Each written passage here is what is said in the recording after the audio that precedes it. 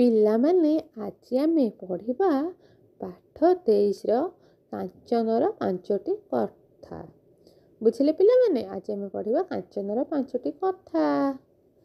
ଦିନକର କଥା ହେଲା ପିଲାମାନେ। ଦିନକର କଥା। ପାଠ ପଢ଼ି କାଞ୍ଚନ ଫେରୁଥିଲା।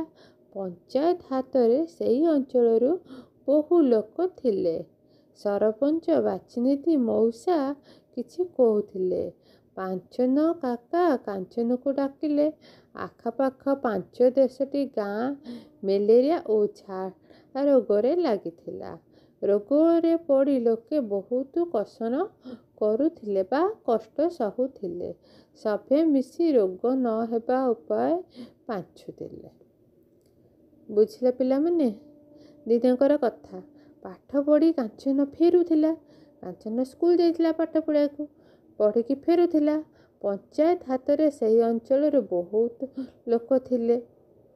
ସରପଞ୍ଚ ବାଚିନିଧି ମଉସା କିଛି କହୁଥିଲେ। ପାଞ୍ଚନ କାକା କାଞ୍ଚନକୁ ଡାକିଲେ। ଆଖପାଖ 5-10ଟି ଗାଁ ମ୍ୟାଲେରିଆ ଝାଡ଼ା ରୋଗରେ ଲାଗିଥିଲା। ରୋଗରେ ପଡ଼ି କିଛି ଲୋକ ବହୁତ କଷ୍ଟ ସହୁଥିଲେ। ସଭେ ମିଶି ରୋଗ ନ ହେବାର ଉପାୟ ବାଛୁଛନ୍ତି।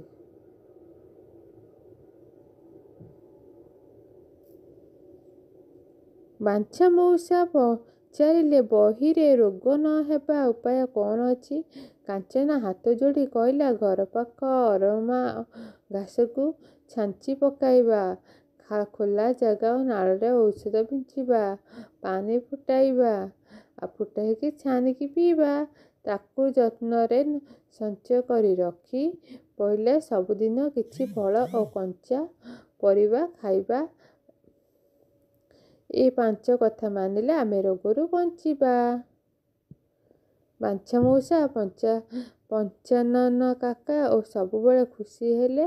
କହିଲେ, ସାବାସ୍ କାଞ୍ଚନ, ଆମ କାଞ୍ଚନ 5 କଥା ମାନିବା।